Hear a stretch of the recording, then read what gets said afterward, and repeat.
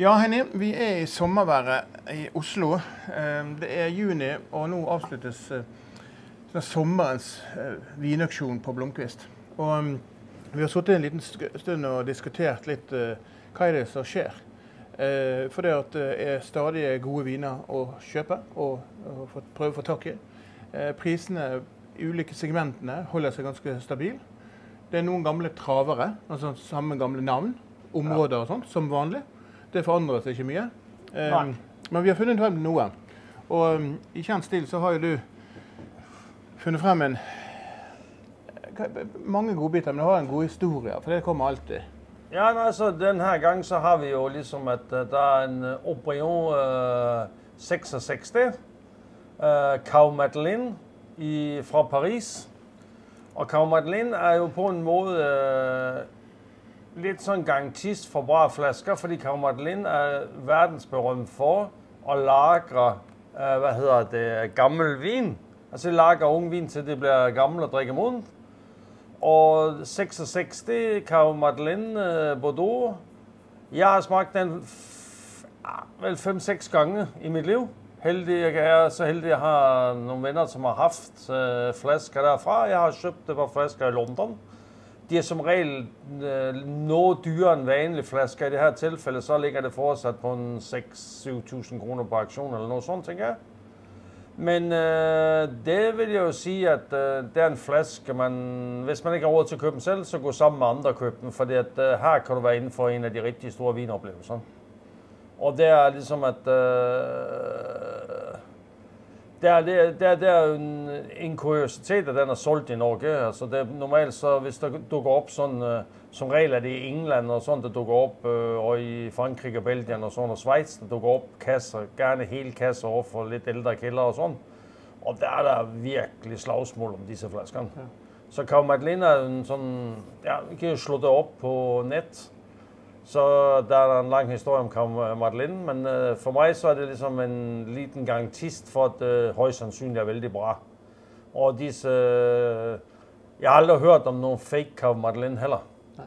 Og det har jo med Provence, altså oprindelsen, at man over længe før prisene tok av på 80-tallet, så var det folk som virkelig satset, nu lagrer vi gjør det skikkelig, og holdt høy standard på bygning og alt. Ja, det jo perfekt lagring. Ja, perfekt lagring. Og så får du da, når du plutselig begynner å gå av markedet og begynner å få avkastning på det, så får du gode kjellere eller mennesker som kjøper opp denne vinen, sakte men sikkert, og da ser du plutselig at et merkevarenavn innen lagring skjer. Ja. For slike kjellere finnes jo ikke I Norge. Det jo bare private. Ja. Og det finnes heller ikke I Norden, så langt jeg vet, en kjeller som du kan kjøpe fra. Eller nej, kanskje, egentlig ikke. Nej. Altså, Kjær Sommerfelt prøvede sig på det I gamle dage, men Kjær Sommerfelt blev solgt, og der blev også Indmarten solgt, for at sige det sådan. Så der ikke nogen, som egentlig har. Der har jo været prøvet på disse vinfondene op igennem tiden og sådan, men det har aldrig rækt frem egentlig. Altså, der er et firma I Danmark, som driver med type vinfond, men problemet I dag at før så kunne du købe hele kasser med Grand Cru Bourgogne. Det kan du ikke længere. Så det vil sige, at hvis du ser sådan en kasser, så hvor kommer de fra, hvor har de været, hvem har solgt dem, det kun vinhandlere. Altså du kan sige, de store vinhandlere I Norge, de har jo fået købt hele kasser, sådan som de deler op og sælger videre og allokerer ud. Men der er ikke nogen, der driver bevidst med at lægge igen flasker og sådan og prøve at bygge op en... Der går jo rygter om, der findes en importør, som har en ganske stor kave med vin, men der er jo ikke nogen, der har bekræftet det. Nej. I så fald så får de besøg af deg, Henny. Ja, altså... Men det som I hvert fall skjer med den norske auksjonsfronten fra 2013 til I dag, det jo det at det fremdeles mye fokus på enkeltflasker. Ja. Lottene blir solgt på siden, ikke mange flaskene egentlig som blir solgt, men de prisene som de oppnår veldig bra. Både for kjøper og for selger, vil jeg si. Ja. For det at du må liksom være litt flink til å finne frem, men du finner også noen fallgruver. Og noen av fallgruvene jo at man rett og slett må passe på selv, både på fyllhøyde, og litt grann hva koster tilsvarende vin på polet I dag, altså auksjonssyken. Ja. Og du må passe på at du ser at flasken ser ok ut, og at ikke fargen som da for øvrig på Blomkvist er nøye dokumentert til de grader, med mindre det er en kasse. Da er ikke den åpnet. Men det er jo ikke tvil om det at vi har fått en gjeng med mennesker som kjøper vin, samler og reselger. Ja. For noe må jo komme opp igjen. Så vi diskuterte litt denne Nierport 1934, som kom opp nå til 4.600 kroner i verdivurdering. Og det er jo en relativt rimelig pris for såpass gammel vin. Ja, altså det som den Newporten den har altså dukket opp litt på forskjellige aksjoner nå i det siste. Jeg sitter og følger med på det meste av disse aksjonene. Når man ikke får sove om natten, så kan man alltid drive med det. Ja. Men det er akkurat som om at det er noen flasker som har vært slåpen i utlandet de siste årene. Jeg har ikke sett dem slåpen i Norge, i hvert fall, så jeg har vært på smaking i hvert fall. Men portvin er jo på vei opp i pris, for det drives jo av sherryprisene. Altså tør sherry og medium dry. Finnes der jo nesten ikke gammelt der. Altså, først skulle du jo købe 1800-talls flasker for 2-3.000 spenn. Det kan du bare glemme nå. Nå er det 10, 12, 15, 20, 25, 30. Det går i spørsmål, hvad det er for noe. Ja. Og det er jo en greie som er med på å drive markedet opp. Og jeg ser portvinsprisen, den går opp over. Og det er ikke fordi de produserer mindre, det er bare fordi at der kommer en del eldre inn i markedet. Og sherry forsvinner ut litt, og portvin er blitt litt mer i eldre versjoner, litt mer fashion. Det merker jeg jo selv på Vintage, så hva vi selger. Ja, men er det litt sånn kopi av Madeira-markedet? Ja, altså, det vil jeg ikke si, men jeg tror mer at på portvinsmarkedet så er det jo ikke så mye, der dukker jeg til opp for noen av de store produsenter, dukker det opp flasker gamle som de har solgt fra lagerne deres, fra kælderne deres, men det er ikke sånn som det er med Madeira. Der finnes fortsatt kælder, gamle vinkælder fylt med skikkelig feit Madeira, som... Ja. Den fra 1862, ja. Det er ikke... Den ser ut som den kan vi jo se hva som skjer med, hvor den havner. Ja, for det er jo det som skjer, at når du først får smaken på for eksempel Madeira, da, så kan ikke du sammenligne med noe annen vinstil som er rundt middelbart. Det er en vin for sin historie. Ja. Du har ikke den til en kveite. Nei. Du kan ha selvfølgelig, men dette har du til spesiell mat. Ja, så enten så drikker du alene, eller så drikker du som for eksempel med ost, eller en pepperstek for eksempel. Ja. Er jo ganske godt portvin. 1862 pepperstek. Ja, hvorfor ikke? Det blir kanskje like legendarisk som dine kjøttkaker. Ja. Men for det ene til det andet, så tror jeg, vi skal bevæge os lidt fremover, for der er jo i den Bordeaux, for at gøre os færdige med Bordeaux, når vi begyndte i Bordeaux, så er der jo lidt nogle sådan småskatter op. Det er jo ligesom, at jeg har haft æren af at smagt 83 Mouton Rothschild vældig mange gange. Det var jo egentlig en ganske rimelig vin, når den blev solgt af Empremeur, og der var jeg vel en af de første kasser, jeg købte Empremeur i mit liv. Ja. De er knaldfin stand. De ligger ligesom på 3.400, og for at sige det sådan, du får ikke nogen Mouton til 3.000-5.000 kroner i dag. Nej, det er jo... Du må op i 7, 8, 9, 10, 11, 12. Og det samme er jo den... Og det er fine objekter. Ja, og det her, der er virkelig bra stand på dem. Og Mouton Rothschild 2012 år. Det er ikke noget dårlig vin. De laver næsten aldrig dårlig vin. Altså, du skal tilbage til 81, for at du finder noget, som er virkelig ille. Men dette her er jo ikke akkurat en liten producent. Det er en producent, som lager mye vin. Ja, de laver mye vin, men alligevel så er det jo ganske dyrt da. Ja. Altså, det koster jo, og det er jo en af de 5 store, ikke? Så det koster jo fået penge, ikke? Og du kan sige, at der er jo ligesom en anden greje her også, at hvad skal man sige, der er nogle gamle flasker, og sådan Boucherville 49, den ser ikke særlig bra ud. Den vil jeg ikke have rørt i det hele taget, så den... Der ser Heine her på skjermen sin med en gang på standen på flasken. Ja. Sant? Og det er noe som... Du ser ganske umiddelbart på denne her, den er langt. Og så har du op under korken, så har du varmefilm. Ja. Altså, den har været varm. Ja. Du ser, at den ser... Altså avlredninger på flasken. Aflejringer inde i flaskerne. Nogen kan sige, at det er sediment. Det siger jeg ikke, der er. Vi kalder det for den slemme poolfilm, kalder vi det. Ja, det husker jeg. Poolfilm. Jeg siger bare, hvor gammel vi er. Så det er sådan, det er. Ja. Men altså, inde der så findes der en del flasker, som er lidt yngre flasker. Der er mye, altså den Louvel Lacasse 61, det er jo en... Ja, det er jo en klassisk årgang, men er den årgangen fortsatt god? Absolut, ja. Men det er altså, den har standen, så det er en flaske, man burde overveje. Ja. Og så er der en liten skat her også, som jeg har smagt et par gange, som har været vældig god, af Chateau Talbot 76. Ja, det husker du har sagt. Med en brugbar stand. Og hvis ikke for at sige det, men en vældig bra stand. Og den ligger til 900 kroner. Ja. Her gutter, har I chancen for at få noget der om måneden, og hvis det er en perfekt flaske, så er det fucking godt. Ja. Så ikke se bort ifra, at jeg har den på pulten, når vi er næste gang. Hvis okay. Ikke at, det kan jo hende. Ja, det er liksom at det er en sånn vin at... Men også, hvis vi ser akkurat rundt det årstallet der, 77-årganger med Weinert selges det fra Argentina. Ja. Selges det 2500 kroner. Ja. Og hvis den har overlevd, ja. Er den da verdt pengene? Ikke sikker. Du tviler jeg tvivler litt. Her. Nei. Jeg er litt sånn i tvil. Ja, det tror jeg er egentlig bare et kjøp for... det er spesielt interesserte. Ja, jeg tror det er et spesielt kjøp for interesserte. Men så er det jo liksom at du har jo inde i... Altså der er flere af de der ældre, som ligger inde i her, som... Jeg ved ikke... Så som om det... Altså hvis du tager... Du ser jo, prisen er jo sådan... Ja, hvis du tager Chateau Lascombe 59. Ja. Der er ganske bra stand på den. Den ligger på 2,2. Ja.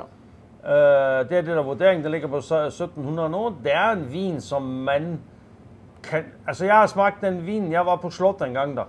Der smagte jeg den vinen, og der fik jeg den fra Magnum, og den var vældig god. Og 86'en, som er fra Chateau Lascombe, altså du kan sige, i 82-83,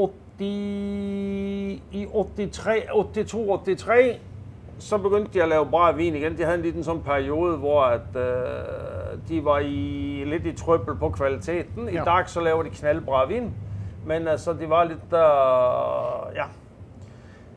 Så det er ligesom en greie, ikke? Og der har liksom at, du ser jo også her, der er en anden en, der liksom peger sig ut over. Det er den der Chateau Margaux 83. Ja, den har jeg også vært borte noen ganger i forbindelse med vinkurs. Så har folk hatt den hjemme. Og da har jeg hatt den veldig klassisk, veldig god. Ja. Men jeg har ikke noe forhold til selve 83-årgangen. Det er alltid i min tid, og alltid 82-årgangen som blir fremsnakket. Ja. Men, og det er litt synd, fordi der finnes en del... Altså 83 er liksom... Der må du plukke slottene. Du må ikke plukke overgangen. Det er slottene vi er i gang i. Det er liksom den greia, du ser at den ligger liksom... Nå ligger den på... Den var lagt ut til 2,2, som er latterlig billig. Men nu ligger den på 2,6, der man alligevel. Den koster en ny flaske Chateau Margaux, koster 7-8.000 kroner på Vinmonopolet. Ja. Så her får du en færdig moden vin, du kan drikke i morgen. Ja. Så det er jo liksom en greie og... Men gjør du det? Kjøper du en flaske, og så... Nei, den her skal jeg drikke nå. Ja, nå stiller jeg bare til privatpersoner her inne, og så ikke til restauratøren her på Vintage Kitchen. Nei, det er mange der går det. Men ville du heller jaktet på vinen til en eller annen rett der, fått tak i den ferdig modet, det er en god pris, i stedet for å gå på polet og kjøpe en flaske, for at du vil ha tak i en modnet vin? Det er jo faktisk sånn at du... Ja, jeg vil ha gjort det. Ja. Jeg har faktisk fått e-mails fra folk, som hører på oss, som siger, at jeg havde købt den her og hentet den om mandagen og spist og drukket den op om lørdagen. Ja, det er for godt. Nej, men så det er ganske interessant, ligesom, hvor de kommenterer på det, vi har sagt, og hvad deres oplevelse var på vinen. Så det, altså 85% er ikke noget sådan, af al vin, som sælges på Vinmonopolet, bliver drukket i løbet af en uge, 14 dage eller noget sådan. Ikke? Det er vanvittig fort det konsumeres da. Ja. Men poenget er jo det at du kan også bruke auksjonen til å finne vin til en bra pris innenfor budsjettrammen din, og så lager du maten deretter. Men en ting skal være sikkert. All moden vin trenger ikke så mye kjøttproteiner, tanninrike viner, for de er så ofte så avslippende. Ja, nu skal jeg lære dig et triks, apropos det her. Ja. Du ved, hvis du har en gammel Bordeaux, lad os nu sige en ordentlig gammel Bordeaux. Ja, hvad er det da? 60-tallet, 70-tallet? Ja, det kan være, altså det er lidt spørgsmål, hvor stor slot der er, så hvor bra kvalitet der er på slot. Men lad os nu sige, at vi har en medium bra slot fra sådan mellem 50 og 80-tallet, for bare at sige det. Ja. Så den er jo mister lidt af frugten sin, da. Så for at drive ud det sidste af frugten, af vinen, som matcher maten, så laver du en selleripuré. Med smør i? Ja, ikke så mye, men lidt smør. Godt med smør. Ja, godt med smør. Ikke for mye smør. Ja. Og så serverer du den sammen med, lad os nu sige, vildt, eller nu snakker vi Bordeaux der, men en vildret, eller noget sådan, en okay, ikke for kraftig sauce. Så smager du først på vinen, og så spiser du alt det andet, uden at røre selleripurén. Så tilfører du selleripurén, så skal du se, hvad som sker med frugten i vinen. Ja. Og hvad sker der? Der kommer den frugten mere frem. Jeg ved ikke hvorfor, men det er bare, jeg lærte da en gammel kok for mange, mange år siden, som var lidt som interesseret i vin over.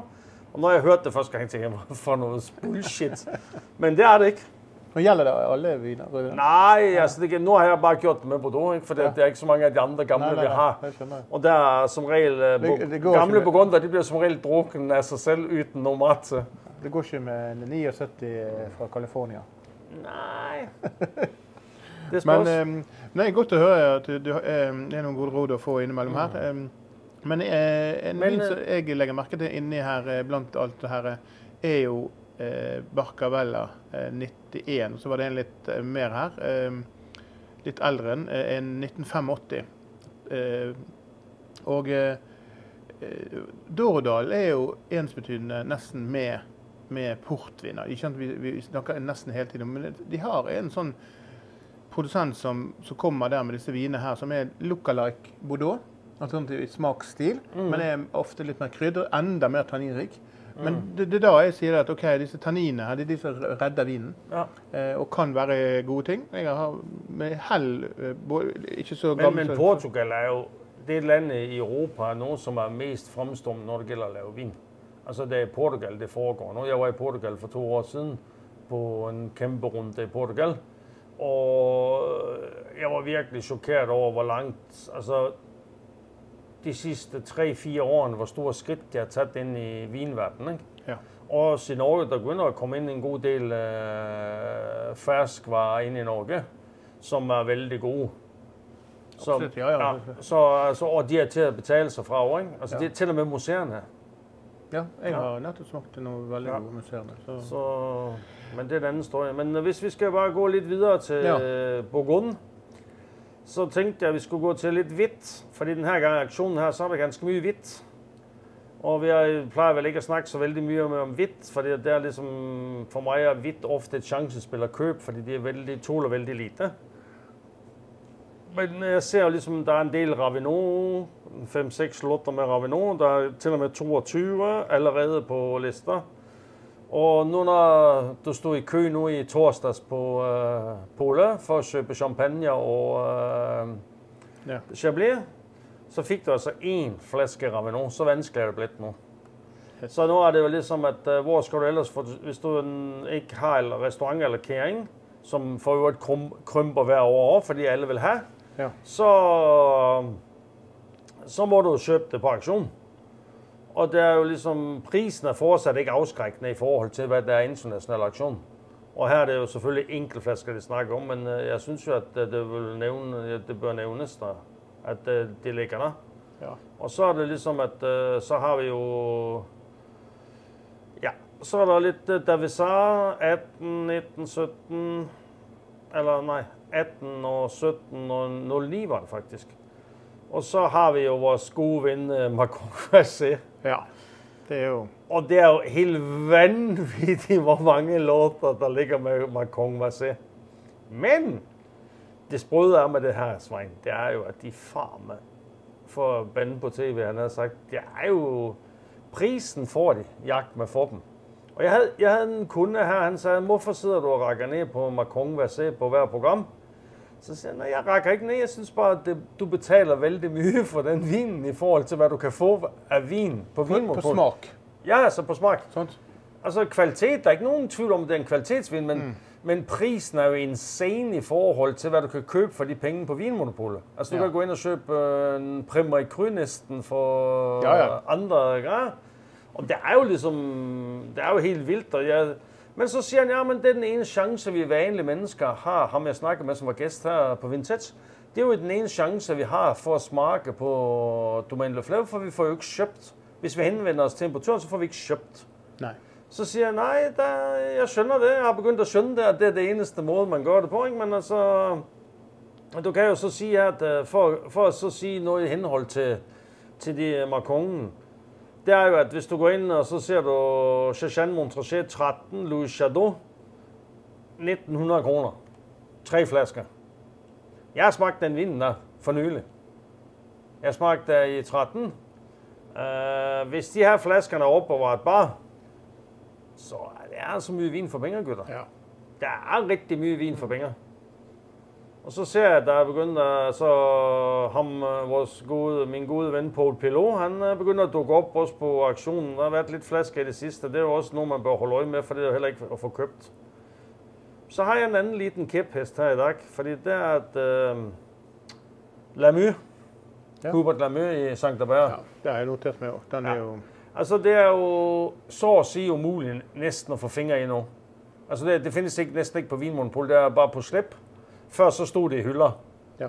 Nu er der så lidt at få købt rundt omkring, og importøren det bliver fordelt på kvartering, og jeg skal komme efter dig. Og jeg ser, at de flasker, som ligger her, der er jo ikke noget blodpris på de flasker i forhold til, hvad det koster i indkøb. Altså, hvad jeg må betale ind til restaurant. Nej, på ingen måde. Så her ligger der jo... Ja, netten er jo... Remilly er jo en fantastisk god vinder. Men du ser det, at det er sine 2.000 til 3.500 kroner. Ja. Sådan, så, men fortsat, så er det også, vi får ikke fat i oplægge. Så er ligesom, at så ligger der selvfølgelig en liten flaske med Costa Rytter. Ja, en Merceau. Ja. 7.000 spænd. Ja. Der vil jeg nok sige noget, at det er jo faktisk over prisen, jeg tager på vintage. Det er lidt over prisen, du tager her, så det er billigere at gå her og købe. Ja, her får du til med glas. Det får du glas. Ikke med på købet, men du får drikke det her. Ja. Det er ligesom en... Det er en liten kursitet, da. Ja, men det her, det er markedsprisen. Men da griller du en hummer og... Ja, men det her, det er markedsprisen. Ja. Altså, den kan jo gå... Men den kommer til at gå for mere end det. Ja, så den havner vel med salær for 10. Ja. Og du kan jo sige, at Costa Rica er jo blevet sådan en helt legendegrej, og de laver jo ikke alverden med vin, men alligevel så laver det en god del til forhold til mange andre. Så de laver jo ligesom... Jeg er ikke sikker på, hvor mange de laver, det har jeg ikke slået op, men altså... Mine oplevelser med det har alltid vært helt intens saltaktige, alt for unge, og altså, det er utrolig bra vin. Altså, hør nu her. Sindssygt. Ja, men her, nu får du altså 3 liter med Marceau. Og den ligger på 3-4 fra Francis Garneau. Ja. Og jeg har smagt mye af de vinene der, de er gode altså. Ja. Altså, det er vin for penge. Og du får ligesom en 3 liter for 3.400 plus salær. Ja. Hallo. Altså, det er jo halvparten af hvad den... Ja, det er en god erstatning for en bag-in-box. Ja, altså, det er endda bedre erstatning for en bag-in-box. Men køper du mye heller... Jakter du heller på magnum og dobbeltmagnumer og større flasker når du ser, for de er jo ikke så mye omløp av de prisene er høye, ikke sant? Så sier okay, jeg fyller 40 år, jeg fyller 50 år, jeg fyller 60 år, sant? Altså, du har noen års av den feiringen du skal gjøre i livet, og da kan du ha superbra viner. Likevel når en sånn 3 liter kommer fra salg da, sant? Ja. Og 6 liter for en skyld, og større champagneflasker, så er det lurt å tenke litt, den her skal jeg ta vare på og bruke. Altså, det mere vin du har i flasken, det bedre lageren, ikke? Altså temperatur og alt, det bliver fordelt i flasker. Ja. Og det er jo ligesom, i tilfælde på den her vinen her, så synes jeg jo, det er jo latterligt billig pris, men det er jo sådan der. Og der findes jo fra samme producent, ikke, en Pomar fra Francis Garneau til 3-4 for en 3 liter. Ja. Det er også igen, hallo. Og så har du Motsbakker fra Deidenstemmer, også en 3 liter, men den er dog til beskjedende 1750 kroner. Så det er ikke mange flasker. Men det igen, altså, der ligger jo flere sådanne flasker her nu, ikke? At nu, I må være lidt på vagt derude, ikke? Fordi at i Hospice de Beaune 1999, Hospice de Beaune er så en flaske, som er fra egen druer fra Hospice de Beaune, 99, det er for under 2.000 spænd. Det her det er moden vin. Det er en super duper overgang i 99 for 2.000 kroner. Plus salær, så er det 2.500 der. Ja. Det er ligesom at, ikke? Og der findes jo endda mere galskab oppe i der, fordi at der ligger jo faktisk en flaske til derinde i, som jeg ikke skønner nogen ting af, hvad som sker. Det er faktisk, at Clos de Tart Magnum 14. 04.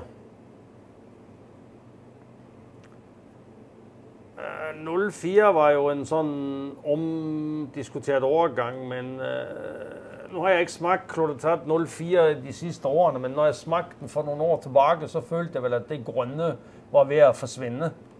De var lidt grønne, når de blev taget dengang, eller når de blev høstet. Så fik lidt, men altså, du har 3.200. En ny flaske koster vel 5-6.000, hvis ikke mere. Ja. For en enkelt flaske. Og her er der også sådan, der har du chancen for at få en moden Pinot Noir fra en topproducent i Burgund. Så der er også lidt sådan, at den er lagt til 5,5. Det er vel det, den 5-6. Nu har jeg ikke slået op prisen, hvad den sidste var solgt på Vinmonopolet.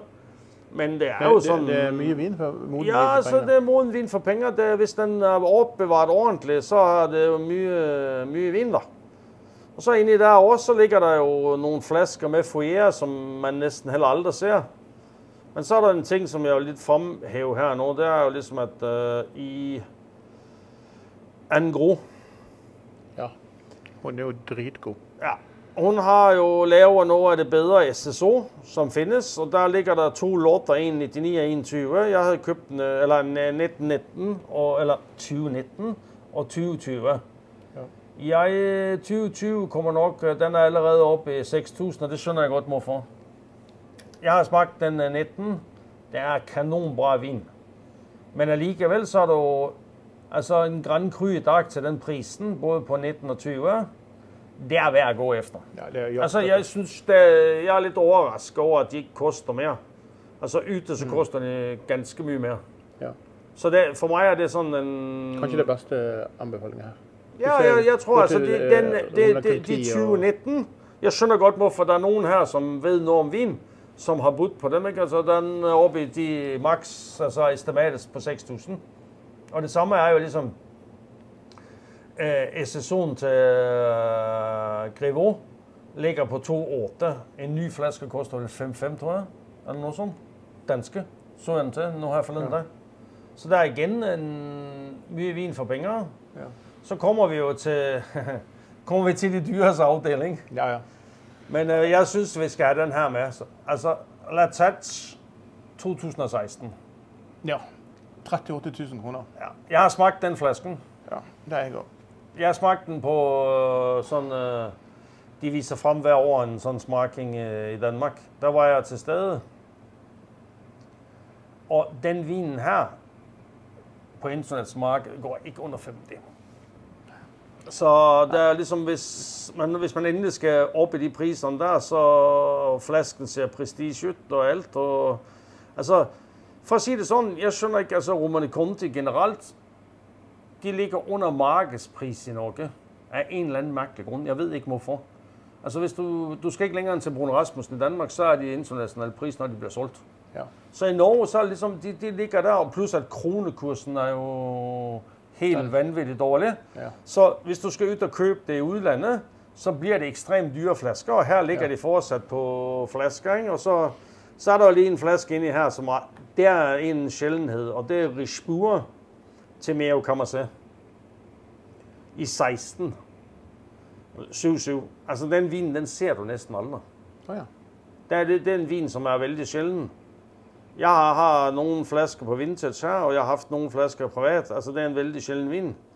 Og han lærte jo at lave vin af en af de verdens bedste vinmarkere. Han gik jo i lære hos Henri Scheer, som var onklen hans. Så han har jo... Man skal bare passe på med Meaux Camargue, at du får købt domæne og ikke Negos. Ja. For den med de røde bogstaver, den er Negosen. Men du ser jo også det at det er en kasse på toppen, eller 2 kasser faktisk talt. Ene er 2001-årgang, og andre er 2004-årgang med Sassicaia. Det er henholdsvis 42 000 kroner for en hel kasse i verdivurdering. Så Sassicaia er det en del, du ser også de selger Grange Bin 95, Penfolds 2020-årgang. Så de beveger seg litt, både, ikke nødvendigvis bare til Romulan Conti som noe av de dyreste du kan kjøpe. Nei. Men la oss si det at det er 10-12 øverste hylleplassene, de er relativt dyre. Og så begynner det å komme, men den som jeg på å si, bare merke litt grann denne her Richebourg du nevnte nå, for den må vi glemmer litt å si det at alle viner som jeg og Heini snakker om i denne podcasten her, de merker jeg og legger ut på vinofil.no, der denne podcasten ligger, både som video og som lyd. Sånn det går an å se på listen og se hva vi går gjennom og ser. Mange av de vinene som vi velger her, de er jo bare en flaske av, så vi kan ikke garantere den prisen som hverken er satt eller gjort. Men det er noen gode kjøp innimellom der. Og hvis vi da avslutningsmessig, Heini, skal si, hva er det beste kjøpet på juni, sommersmakingen til Blomqvist? Hva er det du vil ha kjøpt nå med en gang? Ja, jeg vil ha kjøpt noen av de der Magnum Pierre Peters Chateau Blanc de Blanc. Ja. Altså det frister litt. Hva? Det frister litt nå. Ja, altså de flaskene, før så kunne du gå på polet og kjøpe, nå var det på slipp, nå så var det noen flasker på slipp. Ja. Men det er jo ikke mye, og han laver bare bedre vin. Og så er det liksom en kuriositet til en av mine kanskje litt sånn halvhemmelige favoritter. Det er jo liksom at Piper Heidsieck, ikke Charles Heidsieck, men Piper Heidsieck, 08. Det har jeg haft som huset champagne ganske lenge, for jeg har kjøpt ganske mange kasser når den ble solgt på Vinmonopolet. Ja. For det var en rimelig knallgod vintage, og 08 er en fantastisk vintage. Og det er mye champagne for penger, altså. Det er knallbra. Jeg hadde en flaske her forleden dag, og det drikker som bare juling. Så hvis du har lyst på det, så det er liksom... Det er jo en del krok over, for bare lige at tage os afslut med den. Ja. Men nu har vi jo snakket veldig længe den her gang, for det, men bare for at sige 2-3 stikord, tag så hold øje med, der er en del Keller, hold øje med prisen, og der er en del Wittmann. Ja. Hold øje med prisen, fordi disse greiene her er der muligt at gøre et kup. Det er liksom at Keller og Wittmann ligger der en del af der ute, så hold lige den skæve øje på den. Det jeg tror jeg er lurt å gjøre, at du har litt flere skjermer enn bare en mot Blomqvist og kredittkortet åpent. Ta et dobbeltsjekk før du, eller sett deg en liten sånn merk dette her. Dette ja, det er bestemt at for mye penger skal jeg bruge. Ja. Ikke gå i aksjonssykefælden. For jeg ser, at når jeg åbner aksjonen her, nå har jeg fulgt med de sidste par dagene, og det gik veldig trægt, men de sidste 12 timer, så har det jo liksom, eller i hvert fald siden jeg så sidst, der begynder der at ske noget. Folk de sidder nu og kommet hjem fra hytter, hvad det ellers holder på med, så sidder de vel og ser lidt på den aktion, som er, så der begynder de at byde. Men ligger det noe i ryktene at du skal kjøpe, eller du skal by på Lady Gaga til dommer, ja? Nej. Altså det der græn der, folkens bare så I ved nu her, de der Lady Gaga og alt det der tullballe, det er jo sådan, at nu ser den i 3-2. Ikke? Altså undskyld mig, men det er faktisk bare etiketten, der er forskellen fra en vanlig etiket. Så det der er frygtelig tull, medmindre du er vældig glad af Lady Gaga selvfølgelig. Ja, okay. Men altså, det der her er en markedsføring gimmick, så det holder. Ja. Og det er ligesom, det er jo samme som Piper Heidsieck, de lavede en sådan eller en rød lakflaske med Paul Gaultier, ikke? Vi havde mye morsomt med den op igen siden. Men altså, ja, men det er bare sådan, det bliver bare sådan helt... Jeg har litt is i magen, eller is i årene sine, ta litt ro og vite det at det kommer alltid en ny vin. Ja, så kommer alltid en vin forbi, men altså det som det der med sånn markedsføring med Lady Gaga og sånn, det er bare tull. Okay. Altså det bider jeg ikke på. Beklager et spreng. Du, vi skal ha neste sending her. Neste auksjon, den kunngjøres 12. august. Da er vi tilbake igjen. Vi skal bruke sommeren godt, og inntil da, så god sommer. Og hvis det er noen som har noen tips og råd om hvor vi skal reise, for det skal vi gjøre til høsten. Ja. Vi skal på en liten tur. Yep. Så ta gjerne kontakt. Eller så er det bare å ta turen ned her på Vintage Kitchen. Her får du de beste smørbrødene, den kuleste vinen og den sinteste dansken, hvis ikke du oppfører deg. Takk for nå. God sommer til alle sammen.